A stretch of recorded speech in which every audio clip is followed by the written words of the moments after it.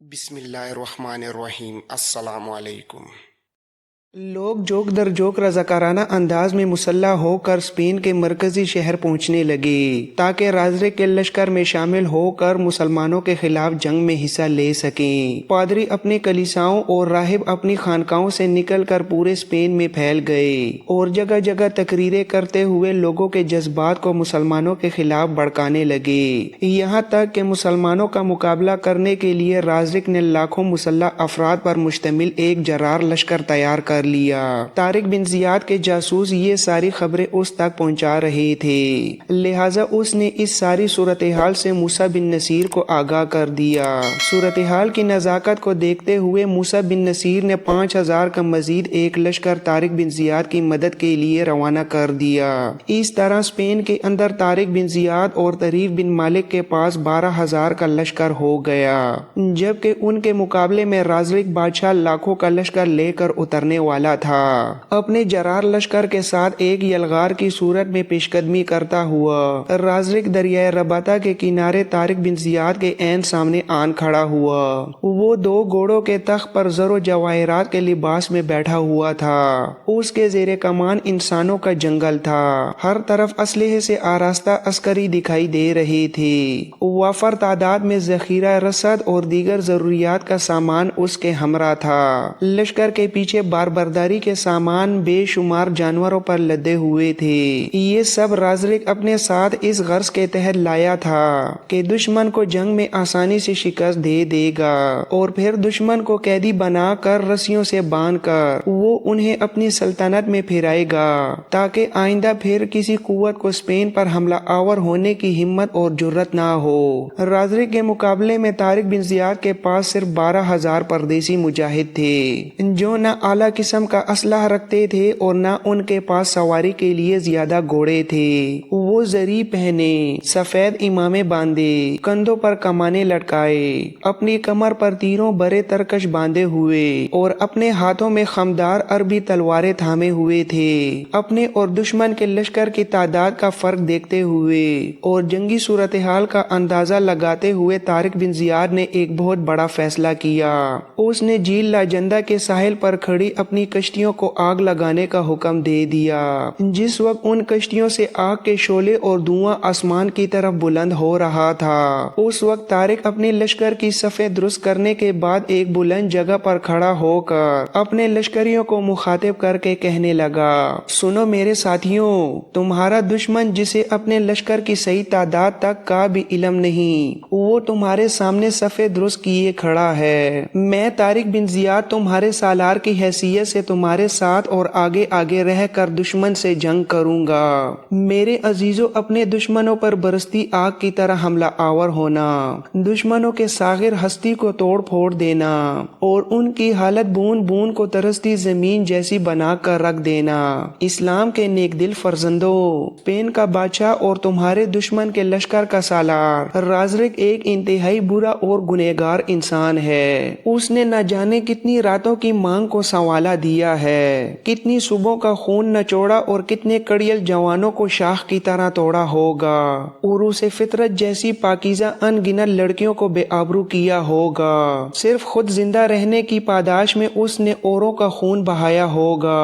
اس نے بچوں کی چیخوں پر عورتوں کی آہوں، بیواؤں کے آنسوں اور عصمتوں کے ملہبوں پر کھڑے ہو کر مکر اور بھیانک کہکہے بلند کیے ہوں گے۔ خوابوں کی صبح اور چڑھتے دنوں کے جمال کی طرح دشمن پر حملہ آور ہونا۔ سنو ساتھیوں، ایک دوسرے کے مصائب کو فراموش کر دو، طبقاتی تصادم کو پسے پش ڈال دو، معاشرتی تضاد کو بھول جاؤ، لمحہ وصال بن کر دشمن پر نزول کرنا، اپنی تمناؤں اور مقاصد کو کہکشاں بنانا اور اپنے لیے اس خاک کو جلوہ گازار بنا کر رکھنا۔ یہ دشمن تمہیں نومولود سمجھتا ہے، یہ تم سے مقابلہ کرنے والے انسانیت کے خیابانوں میں قذاب ساکھ، تمدن کے سرگزاروں میں رہزن اور تہذیب کے پاکستانوں کے اندر ایک خزاں کی مانند ہے۔ میرے عزیزو، ایک ہمہ جہت جنگجو اور ہمہ صفت مجاہد کی طرح ان کا مقابلہ کرنا۔ سنو میرے تپتے صحراؤں کے باجرود فرزندوں، اس کائنات کے اندر انسان بذات خود فانی ہے، لیکن شرف آدمیت فانی نہیں۔ اگر تم اس میدان جنگ میں کارہائے نمایاں سر انجام دو تو آنے والی نسلیں اپنی تاریخ کے اوراق میں تمہیں ہمیشہ کے لیے زندہ اور جاوید بنا کر رکھیں گی۔ میرے ساتھیوں، جنگ کی ابتدا کرنے سے پہلے اپنے آباء و اجداد کے کارناموں کو اپنے ذہن میں لانا اور ان کی صفات کو مد نظر رکھنا۔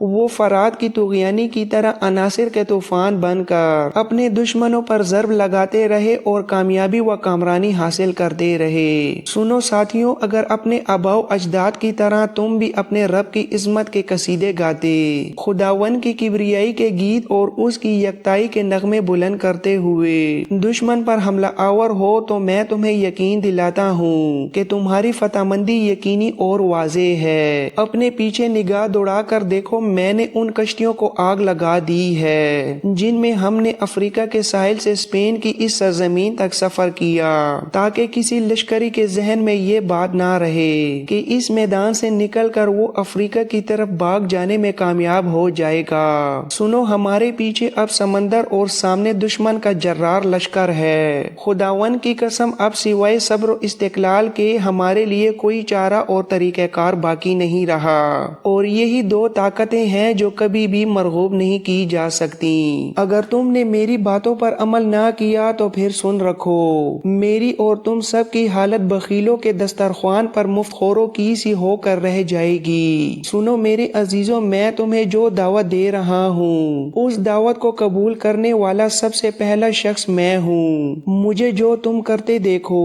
اس کی پیروی کرنا۔ اگر میں حملہ آور ہوں تو تم بھی حملہ آور ہو کر دشمن پر ٹوٹ پڑنا۔ اگر میں رک جاؤں تو تم بھی رک جانا۔ لڑائی کے میدان میں سب مل کر ایک شخص واحد کی طرح اپنا کام سر انجام دینا۔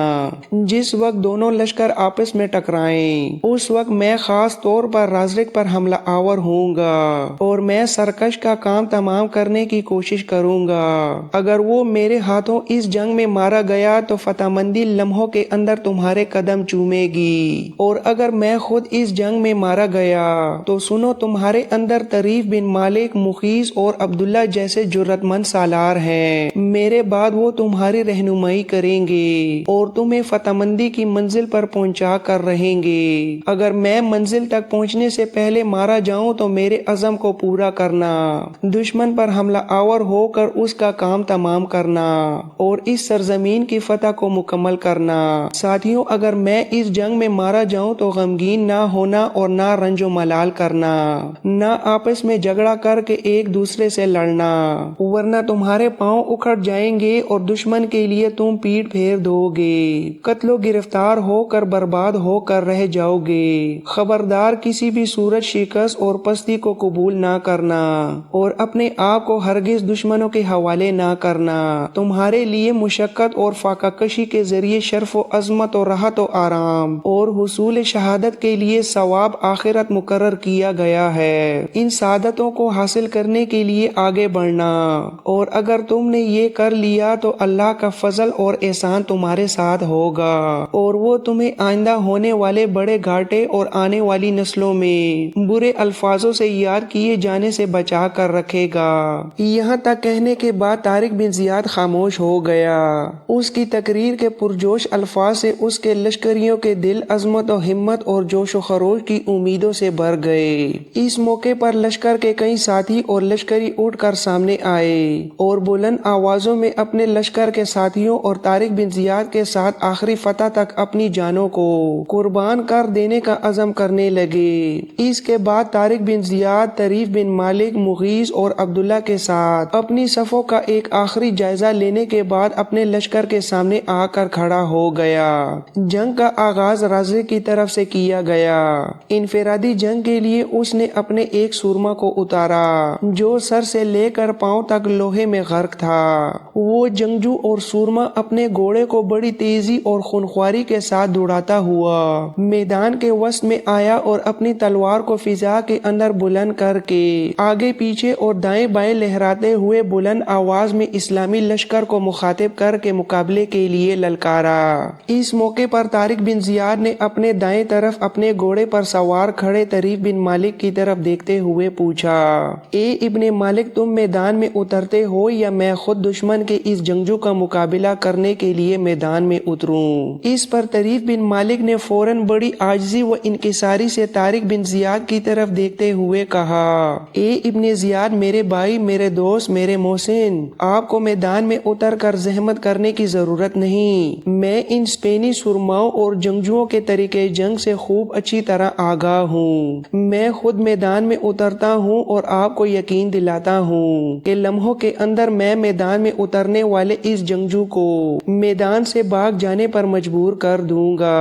اس کے ساتھ ہی طریف بن مالک نے اپنے خود کا نقاب اپنے منہ پر گرا دیا، کندھے پر لٹکتی کمان اور پیٹھ پر تیروں بھرا ترکش درست کیا، اپنی تلوار اور ڈھال سنبھال کر مضبوطی سے تھامی، پھر اپنے گھوڑے کو ایک سخت ایڑی لگا کر میدان کے اس وسطی حصے کی طرف بگا دیا جہاں پر رازق کی طرف سے میدان میں اترنے والا جوان مقابلے کا منتظر تھا۔ اس اسپینی جوان کے سامنے آ کر ابن مالک نے جب اپنے گھوڑے کو روکا تو اس جوان نے اپنے چہرے سے اپنے آئینی خود کا نقاب ہٹا دیا۔ ابن مالک نے دیکھا وہ روجر تھا جسے وہ ایک بار ٹولیڈو شہر میں موت کے میدان میں بری طرح شکست دے چکا تھا۔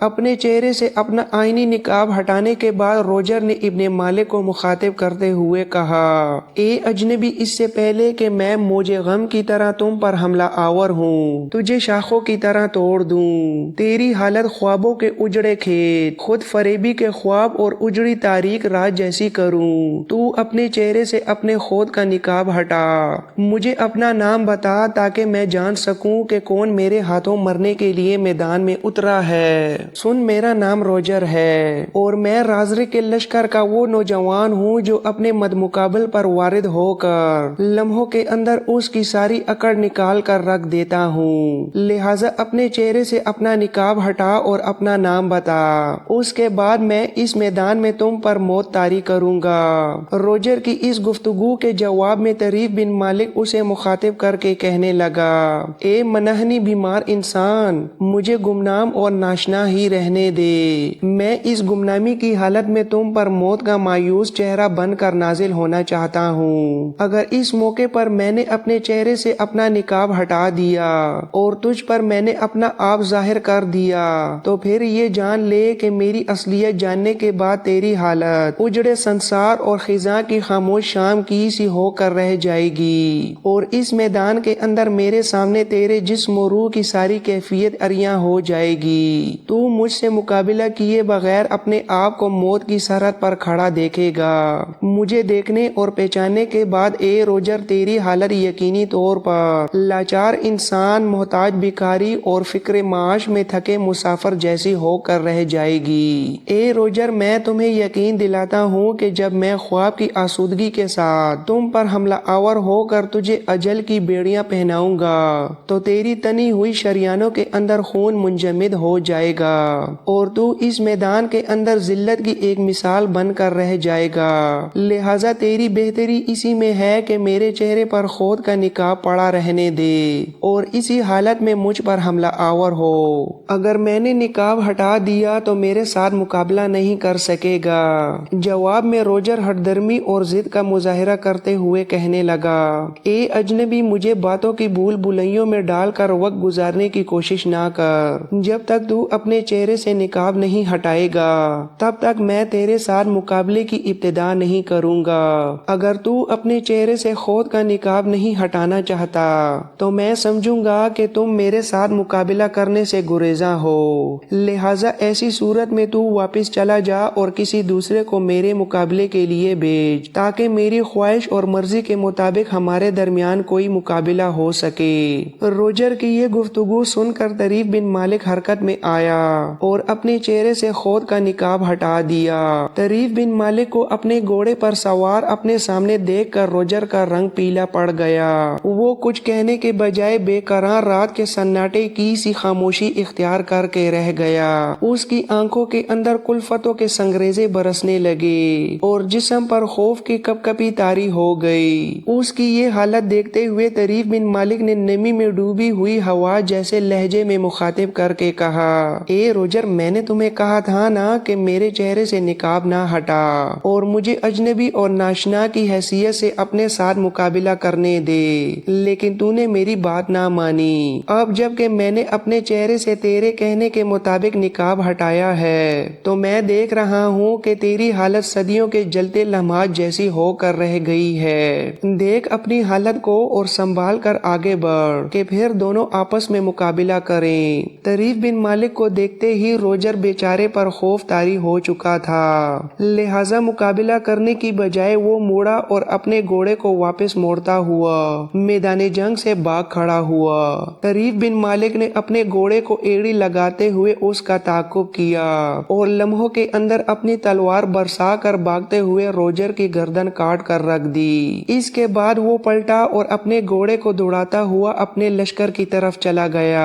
اس مقابلے کے بعد عام جنگ کی ابتدا ہو گئی۔ دونوں طرف کے لشکری ایک دوسرے پر ٹوٹ پڑے اور آرزوؤں کی جلوہ میں چیخیں چیخوں سے ٹکرانے لگیں۔ رازرک کا خیال تھا کہ مسلمانوں کے مقابلے میں اس کے لشکر کی تعداد چونکہ کئی گنا زیادہ ہے، لہٰذا وہ سائتوں کے اندر مسلمانوں کو شکست دے کر ان کا تعاقب کرے گا اور پھر جو خچروں پر لاد کر وہ اسے اپنے ساتھ لایا تھا ان رسوں سے مسلمانوں کو باندھ کر اسیر اور قیدی کی حیثیت سے انہیں اپنی ساری سلطنت میں گھما پھرا کر ان کی بے عزتی اور ذلت کا باعث بنے گا۔ لیکن قدرت کو یہاں کچھ اور ہی منظور تھا۔ مسلم مجاہدین اپنے جذبات میں تابندہ لمحات کی طرح عجیب سے انداز سے اپنے دشمن پر حملہ آور ہو رہے تھے، جس طرح بارش قطرہ قطرہ بن کر زمین کے بدن کے اندر گھستی ہے، ایسے ہی وہ بھی دشمن کے لشکر کے اندر نوکیلی میخوں کی طرح گھستے چلے گئے۔ جنگ کا یہ کمال دیکھتے ہوئے رازق کی کیفیت ایسی ہو گئی تھی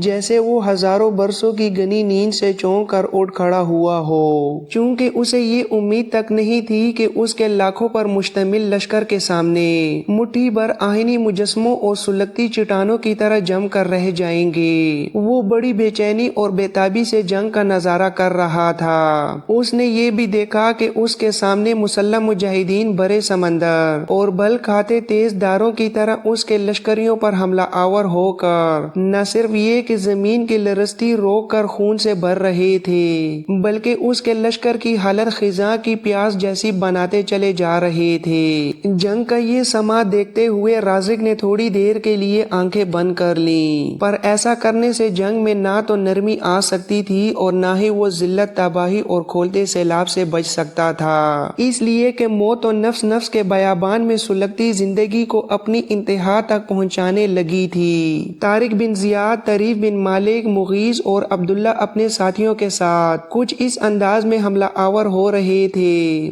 جیسے بجلی کے برستے کوندے فضا میں رقص کر گئے ہوں یا سایوں کے قافلے نفس نفس کو دھمکانے کے لیے اچانک اٹھ کھڑے ہوئے ہوں۔ تھوڑی دیر تک اپنی آنکھیں بند رکھنے کے بعد رازق نے پھر آنکھیں کھول کر دیکھا اور اسے یہ احساس ہوا کہ اس کے لشکری اپنی ذات کے حصار میں تیرگی کے جمود کی طرح مقید ہوتے جا رہے تھے، جبکہ ان کے مقابلے میں طارق بن زیاد کے لشکری روشنی کے پرچم اٹھائے اپنے اخوت کے پیغام کو حقیقت کے طوفان میں تبدیل کرتے جا رہے تھے۔ شام تک یوں ہی گمسان کی جنگ ہوتی رہی۔ رازق کا لشکر اپنی پوری کوششوں کے باوجود مٹھی بھر مسلمانوں کو پسپا کرنے میں ناکام رہا۔ دوسری طرف مسلمان اپنے مقابل آنے والے رازق کے ایک لشکری کو قتل کرتے تو اس کی جگہ 10 لشکری ان کے سامنے آ کھڑے ہوتے، اس لیے کہ رازق کے لشکر کی تعداد بے شمار تھی۔ ایسا لگتا تھا لوگوں کا ایک جنگل ہو جو وہاں پر جمع ہو گیا ہو۔ لشکر کے پیچھے اسپین کے پادری اسقف، راہب اور رہبائیں پرجوش انداز میں نعرے بلند کرتے ہوئے اپنے لشکریوں کے جذبات کو ابار کر جنگ کے لیے ان کے اندر ایک جوش اور نیا ولولہ پیدا کرتے جا رہے تھے۔ لیکن ان سب کے باوجود بھی رازق کے لشکری شام تک مسلمانوں کے خلاف کوئی کامیابی حاصل کرنے میں ناکام رہے۔ اس طرح 7 روز تک متواتر جنگ ہوتی رہی۔ طرفین کے سپاہی ایک دوسرے سے ٹکراتے ہوئے اپنی اپنی جرأت کا اظہار کرتے رہے، لیکن پھر بھی جنگ کسی فیصلہ کن مرحلے میں داخل نہ ہو سکی۔ 8ویں یوم جنگ کا آخری اور فیصلہ کن دن تھا۔ تھا۔ اس روز صبح صبح اپنے لشکر کی صفیں درست کرنے کے بعد طارق بن زیاد اس جگہ آیا جہاں لشکر کے سامنے طریف بن مالک، مخیز اور عبداللہ اپنے گھوڑوں پر سوار لشکر کی نقل و حرکت کا اپنی گہری نگاہوں سے جائزہ لے رہے تھے۔ اپنے گھوڑے کو تیز رفتاری کے ساتھ دوڑاتا ہوا طارق بن زیاد ان تینوں کے پاس آیا اور طریف بن مالک کو مخاطب کر کے کہنے لگا، اے ابن مالک، میرے دوست، میرے بھائی، تم دیکھ رہے ہو کہ اس جنگ کا 8واں روز ہے اور اس دن کو میں اس جنگ کے آخری دن میں تبدیل کرنا چاہتا ہوں، اس لیے کہ یہ جنگ یوں طول پکڑتی رہی تو دشمن کے لیے سود مند اور ہمارے لیے نقصان دہ ثابت ہوتی چلی جائے گی، کیونکہ جو جنگ طول پکڑے گی دونوں لشکروں کے نقصان میں اضافہ ہوتا چلا جائے گا۔ دشمن چونکہ خود اپنی سرزمین کے اندر ہے، لہٰذا وہ اپنے نقصان کا ازالہ کرے گا۔